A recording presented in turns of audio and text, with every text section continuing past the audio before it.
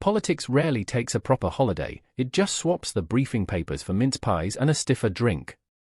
This year's festive polling delivers a familiar headline in new wrapping: volatility on the right, drift on the left, and a country increasingly keen to have its say.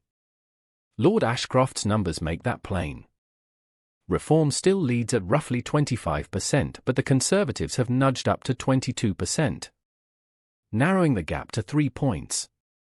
Momentum, it seems, is a fragile thing, and one knockaway headline can turn a march into a muddle. Kemi Badenoch will be toasting a modest Christmas bounce. She's doing the steady oppositional work you expect from an opposition leader: sharp lines at the dispatch box and clear policy bites: abolish stamp duty, ditch the 2030 petrol and diesel ban. Those policies give voters clear choices, and for now they're cutting through. But the right's problem is structural, not just tactical.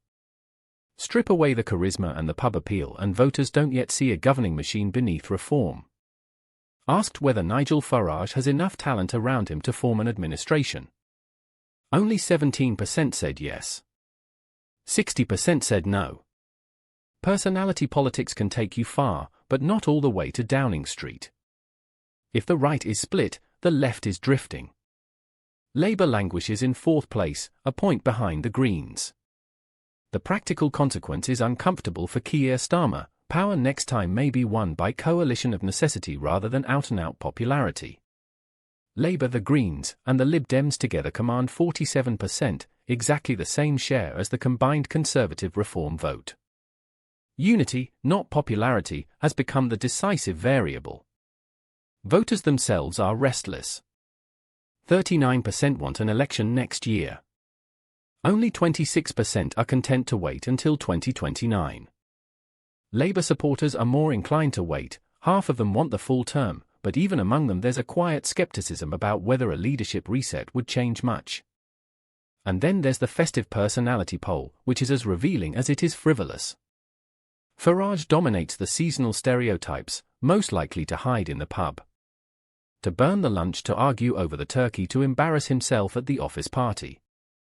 Starmer is pegged as the man to make a boring speech, or to slip off to do some work. Badenoch? The one who clears up after lunch and, apparently, the most likely to get a kiss under the mistletoe. Beneath the tinsel, though, the mood is darker. 38% of voters say they'll have less money for presents this year. Only 11% expect to spend more. Festive polling can be light-hearted, but the economic backdrop is not. So enjoy the seasonal politics, the jumpers, the jibes, the unlikely mistletoe moments. But remember, Christmas may bring a bounce. January will bring the reckoning.